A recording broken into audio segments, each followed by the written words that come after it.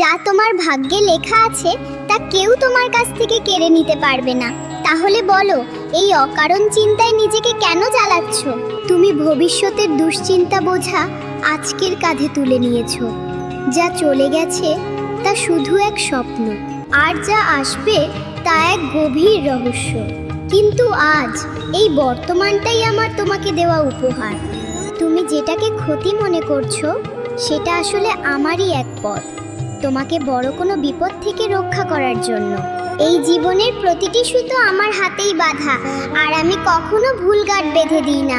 তুমি শুধু তোমার কাজটা সততার সঙ্গে করে যাও, আর ফলটা আমার ওপর ছেড়ে দাও।